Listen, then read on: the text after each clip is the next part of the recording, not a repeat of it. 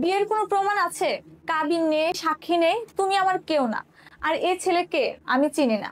এই বেদনাদায়ক কথোপকথনটি একটি নাটকের অংশ মনে হলেও আমাদের সমাজে এটি অনেকের জন্য এক কঠিন বাস্তবতা। একটি মাত্র কাগজের অভাবে একটি বৈধ বিয়েকেও অস্বীকার করার মতো দুঃসাহস দেখানো হয়। আর সেই কাগজটি হলো বিয়ের রেজিস্ট্রিকৃত কাবিননামা।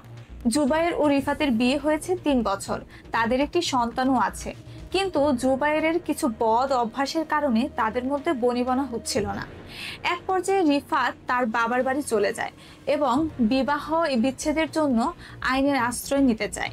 কিন্তু মামলা করতে গিয়ে দেখতে পায় তাদের বিয়ের রেজিস্ট্রেশনই করা হয়নি। এই সুযোগে জুবায়ের তার স্ত্রী এবং সন্তানের ভরণ পোষণ, এমনকি প্রাপ্য দেনমোহর পর্যন্ত দিতে অস্বীকার করে।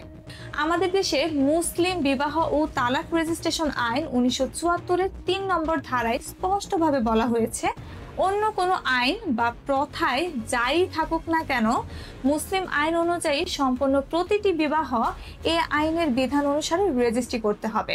কেন এটা এত জরুরি? কারণ রেজিস্ট্রেশনের মাধ্যমে আপনার বিয়ের চুক্তিটি একটি প্রামাণ্য দলিলে পরিণত হয়।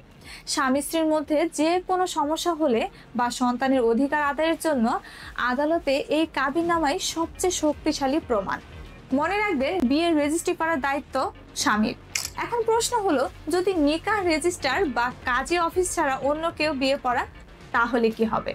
৫ ধারা অনুযায়ী যিনি বিয়ে সম্পন্ন করেছেন তার দায়িত্ব হলো সেই বিয়ের ব্যাপারে নিকাহ রেজিস্ট্রারের কাছে একটি প্রতিবেদন পেশ করা।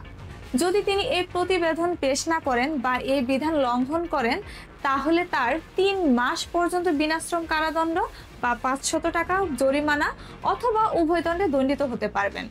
সুতরাং আইন সব দিক থেকেই আপনার অধিকারকে সুরক্ষিত করার চেষ্টা করেছে। আপনাকে শুধু সচেতন হতে হবে।